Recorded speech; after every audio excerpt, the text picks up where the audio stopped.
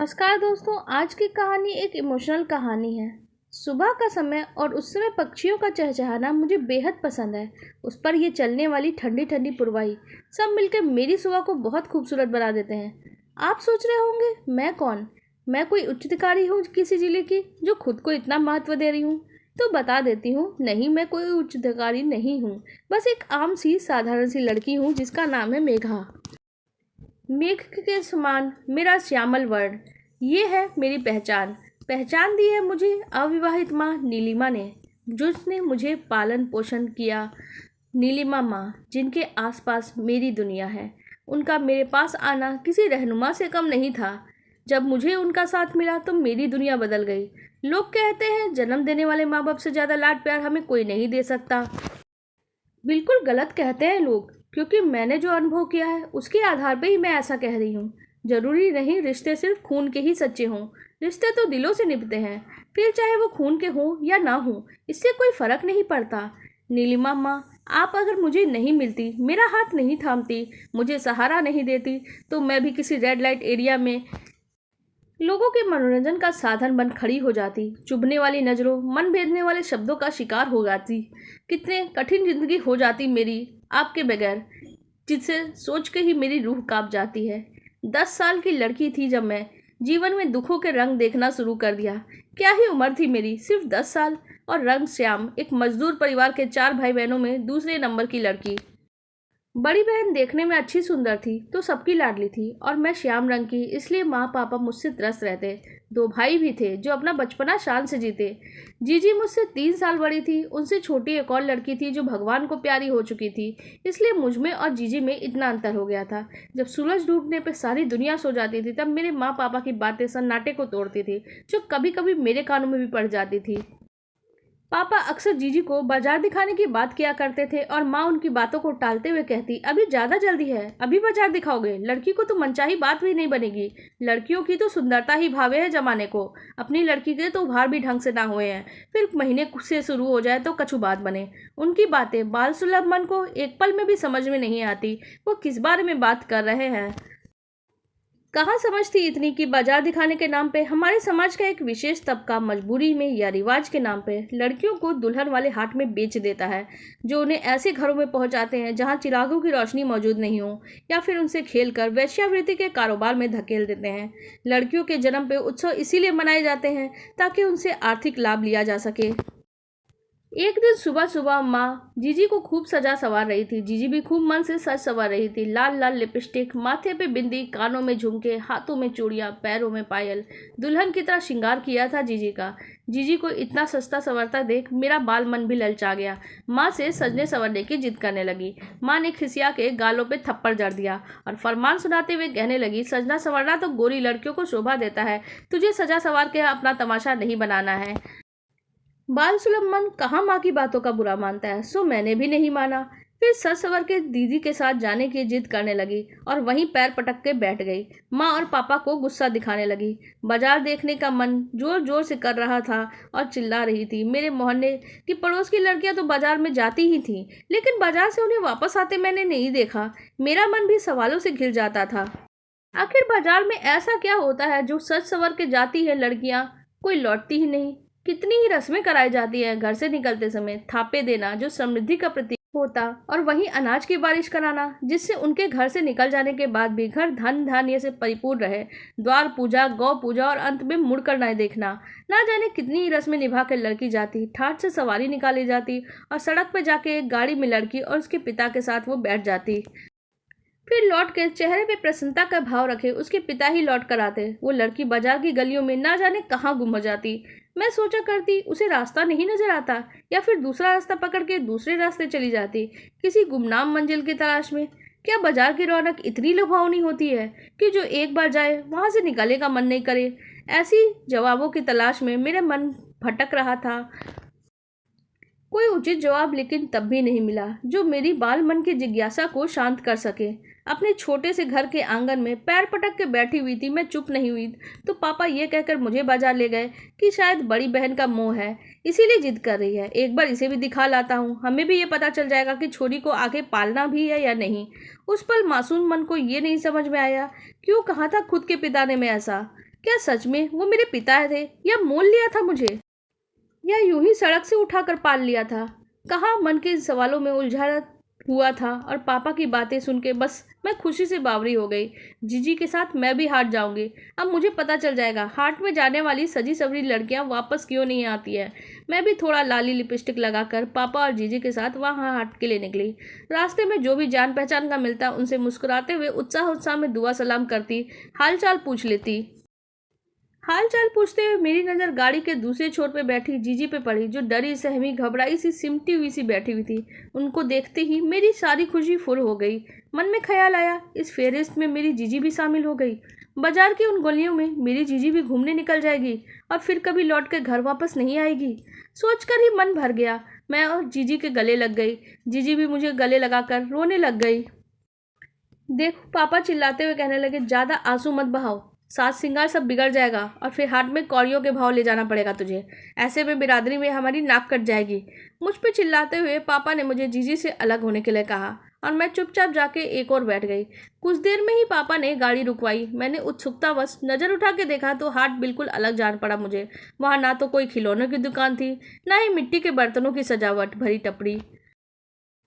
कहाँ आटे के ढेर दिखाई देते थे, पर आज वो भी नहीं। उस हाट में बस एक ही बात नजर आ रही थी मुझे। मेरी जीजी की तरह और भी लड़कियां सजी सवरी बनी ठनी खड़ी थी, जिनके आसपास एक आध लोगों की भीड़ लगी थी। उनके साथ इक्का दुक्का महिलाएं भी थीं, जो लड़कियों को अपने साथ कपड़ों की चारदीवारी से बनी झोपड़ी में ले जाती और कुछ देर में वापस ले आती। फिर वो साथ आए व्यक्ति से इशारे से कुछ कहती और फिर बनी ठनी लड़की के पिता की ओर सफ़ेद लिफाफा बढ़ा देती, जिसे लेकर वो लड़की को अपने उनके साथ भेज देते। ये कैसी रीत है, कैसा रिवाज है, ये मुझे कुछ समझ नहीं आया। लेकिन बालमन अपने बचपन की हमराज जीजी से बिछड़ने के ख्याल से बस दुखी हो रहा था। कुछ देर में जीजी के साथ भी वही सब घटने वाला था। अब मैं दूर से दूसरी लड़कियों के साथ ये सब कुछ घटता देख रही थी। मेरी जीजी को इस महिला के साथ उसी कपड़ों की चारदीवारी में जाना पड़ा। वहाँ जाकर क्या होता था मुझे नहीं पता। जिज्ञासा हुई जानने की, सो जीजी के पीछे मैं भी चली गई। अंदर जाके एक महिला को दूसरी महिला के अस्मिता का माप लगाते हुए पाया। सहम गया मेरा मन, बाल मन ये दृश्य देखते हुए। मैं तुरंत दौड़कर बाहर चली आई, सहम कर अपने पापा के पीछे खड़ी हो गई, इस उम्मीद से शायद पापा के पीछे मैं सुरक्षित रहूंगी। लेकिन ये तो मेरी गलत फहमी थी। मैं समाज के जिस तबके से थी वहाँ कोई भी रिश्ता सुरक्षित नहीं था। कुछ ही देर में जीजी चली आई। उनके चेहरे के भाव देख मैं मन को समझने की बस कोशिश ही कर रही थी। इतना ही समझ में आया मुझे, जीजी को उस महिला का अंदर होना अच्छा नहीं लग रहा था। महिला के साथ जो व्यक्ति खड़ा था वो लगातार मेरी ओर ही देखे जा रहा था। उसका घूरना मुझे अच्छा नहीं लग रहा था। घबरा कर ये सोचा कि पापा के पीछे मैं छुप जाऊं, अब कोई मुझे नहीं देखेगा। पापा उस महिला के साथ खड़े व्यक्ति के साथ ही बात करने लगे।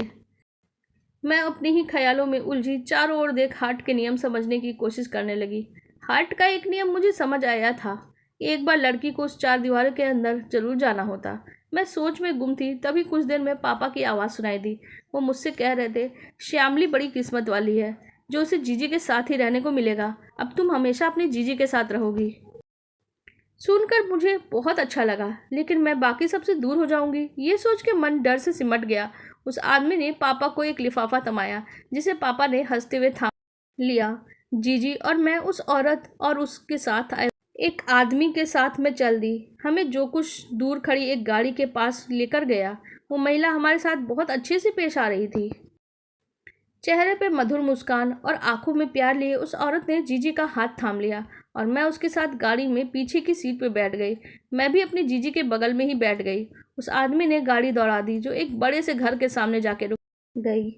हम सब गाड़ी से उतर के अंदर बढ़ गए। सब कुछ मुझे नया नया सा लग रहा था। नया तो था ही, एक छोटे से मजदूर तबके की झोपड़ी से निकल के अचानक बड़े से घर में आना किसी सपने के जैसा था मेरे लिए। ऐसा सपना जिसका ख्वाब देखना भी कोई गुनाह नहीं, लेकिन उसके पूरे होने का तरीका किसी गुनाह से कम भी नहीं। मैं और मेरी जीजी दोनों अंदर चली आई।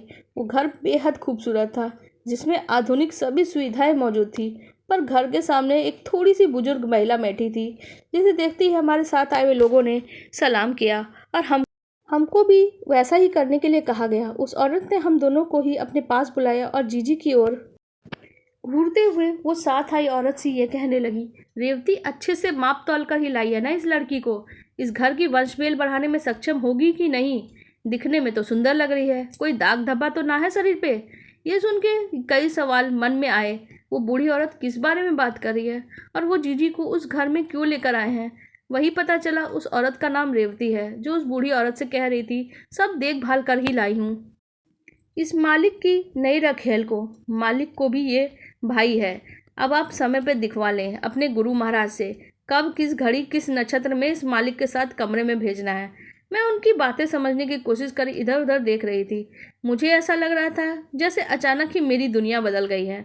वहाँ उठने बैठने खाने पीने से लेकर रहन सहन का बात करने का तरीका सब दूसरी दुनिया का लग रहा था मुझे।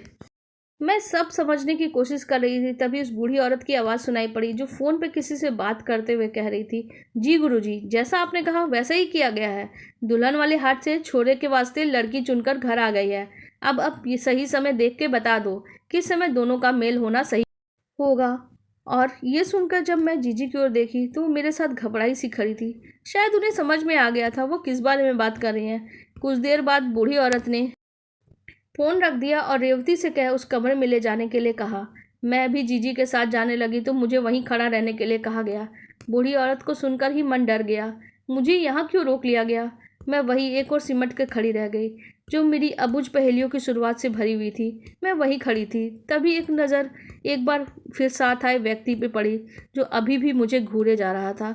उसके चेहरे के भावों को देखकर मेरा मन बहुत ज़्यादा सहम गया। मेरा मन उस बूढ़ी औरत के कहने पे वो व्यक्ति वहाँ से तो चला गया और मैं बस वहीं खड़ी रह गई। कुछ देर बाद रेवती फिर से आई और मुझे अपने साथ ले गई।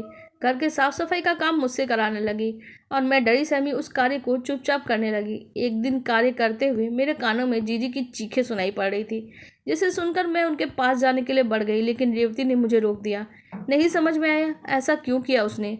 बहुत गिड़गिड़ाई जीजी के पास जाने देने के लिए, लेकिन वो मुझे नहीं जाने देती। धीरे धीरे रोज का सिलसिला बन गया। बात बात पे डपटना, गलती होने पे समझाने की जगह हाथ उठा देना, घर के सारे काम करवाना, ये तो रोज का काम हो गया था मेरा। धीरे धीरे वहाँ रहने से मैं डरने लगी थी। मैं और मेरी जीजी दोनों की दुनिया बस वही चारदीवारी बन गई थी। महीनों हो गए थे हमें एक घर में रहते हुए। मैं और मेरी जीजी से मैं चाह के भी नहीं मिल पाती। उनके बारे में कुछ खबर नहीं होती मुझे, वो कैसी होगी। उनके कमरे में जाने की मुझे मनाही थी। एक दिन मैं घर का कार्य कर रही थी, तभी मेरी निगाह दूर से घूर रही दो आंखों पे पड़ी। वासना से भरी उन आंखों को मैं अब तक नहीं भूल पाई हूँ। कुछ देर ताकते रहने के बाद वो आंखें वहाँ से चली गई, लेकिन मेरा मन सहम गया। उस दिन एक बार फिर रेवती मेरे पास आई थी और मुझे बना सवार के तैयार करने लगी। उस समय तक तो मुझे इतना समझ में आ गया था, ये बनाव श्रृंगार यूं ही नहीं किया जाता है, इसके पीछे कोई ना कोई वजह जरूर रहती है। जीजी को भी यूं ही बना शिकार करके यहाँ लाया गया था। उसके बाद उन्हें कभी कमरे से बाहर तक नहीं निकलने दिया गया। हिम्मत कर मैंने रेवती को इस बारे में पूछा तो रेवती मुझे डांटने लगी और कहा छोटे घर की लड़कियों के लिए सवाल पूछना सही नहीं है। मैं चुप रह गई। मुझे समझ नहीं आया क्यों सही नहीं है हमारा सवाल पूछना। और ये छोटा बड़ा घर तो घर होता है, इंसान तो एक जैसा ही होता है, वही हार्ड मांस की चमड़ी में लिपटा हुआ जिसकी रगों में लाल खून ही बहता है। और छोटे बड़े इंसानों में सब चीज़ें तो एक सी होती है, फिर ये घर छोटे बड़े से क्या फ़र्क पड़ जाता है। नहीं, जवाब नहीं मिली मुझे। मैं चुप रह गई। कुछ देर के बनाव श्रृंगार के बाद रेवती भी मुझे एक कमरे में ले जाके छोड़ आई। मैं इस कदम से सहम गई थी। जीजी के साथ भी ऐसा ही किया था, अब मेरे साथ भी वही प्रक्रिया दोहराई जा रही थी। मैं 11 बरस की लड़की जिसने कभी सही गलत नहीं समझा, कभी स्कूल का मुंह नहीं देखा, उससे कैसे समझ में आता अगले कुछ पलों में उसकी अस्मिता पे प्रहार होने को है। खेलने पढ़ने की उम्र में उसे जीवन का सबसे विभत्स घिनौना रूप देखने को मिलने वाला है। बनी ठनी मैं कमरे में इन चीज़ों को देख रही थी जो घर में रहते हुए भी मैंने कभी नहीं देखी थी। फूलों वाला नरम बिस्तर, उसकी एक ओर रखी कांच की बोतल जिसमें पानी जैसा कुछ रखा हुआ था, बोतल के पास रखा हुआ छोटा सा पैकेट जिसमें क्या था मुझे नहीं पता। कुछ ही देर में दरवाज़ा दोबारा खुला और एक आदमी चेहरे पे मुस्कान रखे अंदर चला आया। वो वही आदमी था जिसे मैंने कुछ घंटों पहले देखा था। डर के कारण कदम पीछे हटने लगे और वो अपने चेहरे पे कुटिल हंसी रखे हुए आगे बढ़ने लगा। सहम गया था मन मेरा। अगली ही पल मैं उसकी गिरफ्त में थी और छूटने के लिए बस विनती कर रही थी, लेकिन गिरफ्त से छूटना तो रखेलों की किस्मत में कहाँ था। कसमसा के रह गई। 11 साल की उम्र में बलात्कार का दंश झेला मैंने। यह दर्द जब हद से ज़्यादा बढ़ गया तो बेसुध हो गई मैं। जब आँख खुली तो खुद को एक रेल की बोगी में कंबल में लिपटा हुआ पाया। अनजान जगह, लोगों की भीड़ देखकर मन सहम गया। बदन दर्द कर रहा था। जैसे उठते ऐसे उठकर बैठ गई।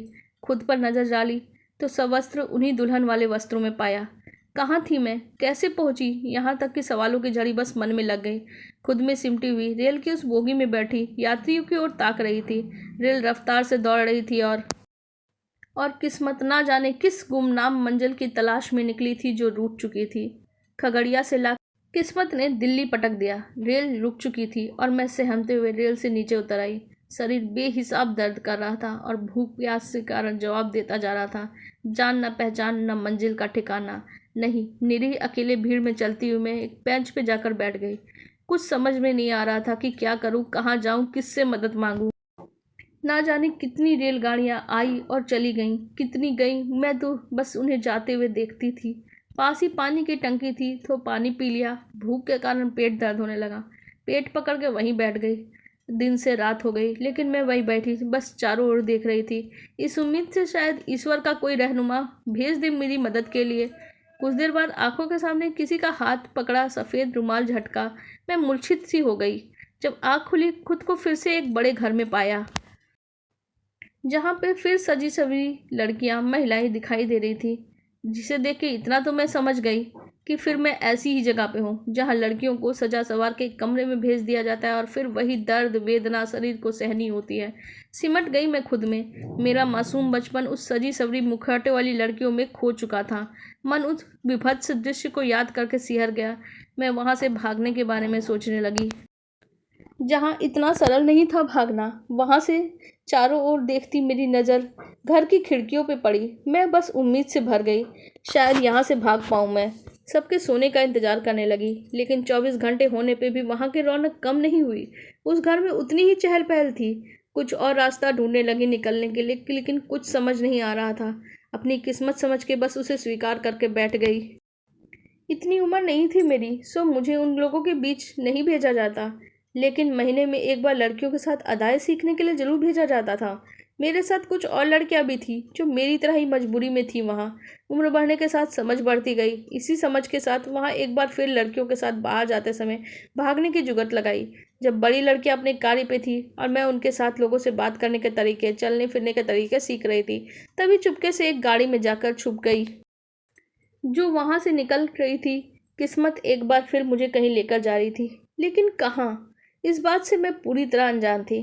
कुछ देर बाद गाड़ी फिर एक घर के सामने रुकी जो दिखने में अच्छा खासा था लेकिन बड़ा नहीं था। मैं डरी सहमी उसी गाड़ी में बस दुबकी हुई थी। आसपास कोई नहीं है। पूरी तरह संतुष्ट होने के बाद जब मैंने झाँक के देखा, गाड़ी बंद हो गई है। मैं अंदर फंस गई हूँ। कुछ देर बाद नज़र के सामने आती हुई एक महिला पे पड़ गई जिसके हाथ में पर्स था और आंखों में चश्मा था। छुप गई मैं। वो औरत गाड़ी में बैठी और गाड़ी एक बार फिर चलने लगी। मन फिर आशंका से भर गया, लेकिन मुझे खांसी आ गई, जिसे सुनकर वो झटके से गाड़ी रोक देती है। गाड़ी को चेक करते हुए उन्होंने मुझे देखा। मैं डरी सहमी से एक कोने पकड़ ली थी। उसने मेरी हालत देखकर शायद अनुमान लगा लिया था कि कहाँ जाए। उसकी पारखी नज़रों का कमाल था जो मेरे अंदर छुपे डर को उन्होंने पहचान लिया था। वो महिला और कोई नहीं थी, वो मिस नीलिमा थी। मुझे देख के उन्होंने कुछ नहीं कहा और शांत रहने को कह दिया। शांति से बैठने को कह उन्होंने एक बार फिर से गाड़ी चला दी। पिछले 1.5 सालों में इतना कुछ देखा था, इतना कुछ अनुभव कर लिया था कि किसी पे भरोसा करना इतना आसान नहीं था मेरे लिए। मन में बस एक ही ख्याल आ रहा था, एक बार मैं फिर से मुसीबत में फंस गई हूँ। एक किशोरी लड़की के लिए जीना इतना आसान कहाँ था। मैं वहीं बैठी हुई गाड़ी का बस रुकने का इंतजार कर रही थी। कुछ देर बाद गाड़ी रुकती है तो वो नीलिमा जी मुझे एक जगह लेकर आई थी जहाँ मेरे ही जैसे और भी बच्चे थे। मुझसे ना डरते हुए कहने लगी और मिस नीलिमा ने मुझे वहाँ से एक कमरे की ओर लेके जाने लगी जिस पर दरवाज़ा था, और उसे देखते ही मेरे कदम रुक गए। मेरी मनोदशा, मेरी हालत को समझते हुए नीलिमा जी वहीं मुझे पास पड़ी बेंच की ओर ले गई और वहाँ मुझे बैठने को कह के खुद भी वहीं बैठ गई। मेरे सर पे हाथ फेरते हुए मिस नीलिमा मुझसे मेरे बारे में पूछने लगी। पहली बार किसी ने सर पे हाथ रखा था, इतने धैर्य और इतने प्यार से कुछ पूछा था। मेरा डर थोड़ा कम हो गया, लेकिन भरोसा वो तो मैं अभी भी नहीं कर पा रही थी उन पर। मिस नीलिमा मेरी परेशानी समझ गई थी। उन्होंने उसकी जगह के बारे में बताने लगी। वहीं पता चला कि वो जो जगह है वो बाल सुधार गृह है, जिसमें वो बच्चे आते हैं जो कम उम्र में किसी अपराध में लिप्त हो जाते हैं और वहाँ पे उन्हें गलत सही जो है वो बताया जाता है, शिक्षा दी जाती है। मिस नीलिमा बस वहाँ की ही एक कर्मचारी थी जो नियमित रूप से उन बच्चों से मिलने आती थी, उनके साथ अपना समय बिताकर उन्हें सही रास्ता दिखाती थी। मैं वहीं बैठी हुई सब समझने की कोशिश कर रही थी। मिस नीलिमा मुझसे काफ़ी देर तक इधर उधर की बातें करती रही। कभी वो मुझसे उन बच्चों के बारे में बताती, तो कभी वहाँ मौजूद अन्य कर्मचारियों के बारे में बताती। वहाँ खाना खाने का समय हुआ तो सब बच्चे एक पंक्ति में जाने लगे। मिस नीलिमा मुझे भी वहाँ उनके साथ ही ले गई और भोजनालय कक्ष में ले जाके सब इकट्ठे होकर लाइन लगा के बैठ गए और भोजन करने लगे। मिस नीलिमा और बाकी कर्मचारी भी उनके साथ ही बैठ गई और भोजन करने लगी। उनके व्यवहार से मैं भी थोड़ा सहज होने लगी। भूख लगी थी तो मैं भी झिझकते हुए भोजन करने लगी। मिस नीलिमा मुझसे भी बातें करती जा रही थी। धीरे धीरे मैं सहज हुई और उनसे खुलकर बातें करने लगी। मैंने उन्हें अपने अतीत के बारे में बताया, जिसे सुनकर वो मुझे समझाते हुए बोली, मेघा, अतीत सबका होता है, हमें उस अतीत को पकड़ के वर्तमान की खुशियों को नहीं भूलना चाहिए। और मेरे अतीत को भूल के मुझे आगे बढ़ने के लिए प्रेरित करने लगी। मिस नीलिमा मेरे साथ बातें करती, खेल खेलती, अच्छे बुरे इरादों की पहचान करना सिखाती। उनसे मिलकर मुझे समझ में आया वास्तव में माँ कैसी होती है। मैं मिस नीलिमा को माँ कह के संबोधित करने लगी। मुझे पढ़ना लिखना नहीं आता था, सो पढ़ाई लिखाई भी करवाने लगी।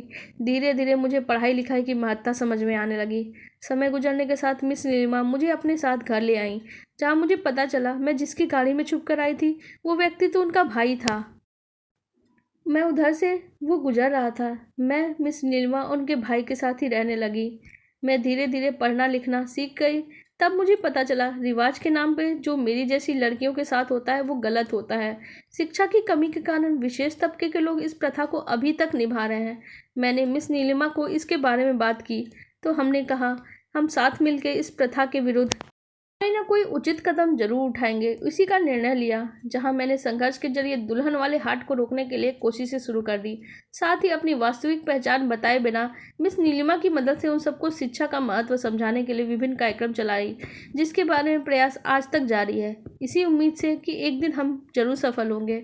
मेघा बेटा चले, अब हमारी शिक्षा की जागरूकता के लिए निकलने वाली रैली का समय हो रहा है। और बेटा आपने सारे बैनर और बच्चों को तैयार कर लिया है ना इसके लिए? मिस नीलिमा ने डायरी बंद करते हुए गाड़ी ड्राइव करी मेघा से पूछा। नीलिमा को सुनकर मेघा बोली, हाँ माँ, सब हो गया है। मुझे यकीन है हम सब मिलकर जल्द ही शिक्षा के जरिए इस प्रथा को समाप्त करने में कामयाब होंगे। नीलिमा बोली, सिर्फ प्रथा को ही नहीं खत्म करना है मेघा हमें, बल्कि लोगों में जागरूकता भी भरनी है, जिससे भविष्य में कभी कोई श्यामली इस प्रथा का शिकार न बन जाए। न जाने पूरी दुनिया में ऐसी ही कितनी ही प्रथाएं हैं जिसका शिकार महिलाएं होती हैं और आवाज़ न उठाने के चलते वो हर रोज़ शिकार हो रही हैं। आप अपनी समाज के फैले हुए इस गलत प्रथाओं के खिलाफ आवाज़ कब उठाएंगे? हमें कमेंट सेक्शन में ज़रूर बताएं, क्योंकि जो गलत है उससे गलत को सहते रहना प्रथाओं के नाम पे, रिवाजों के नाम पे, वो तो गलत ही होता है ना। तो कब उठा रहे हो आप आवाज़? इस वीडियो को लाइक कर दीजिए और हमारे चैनल को भी सब्सक्राइब कर लीजिए। धन्यवाद।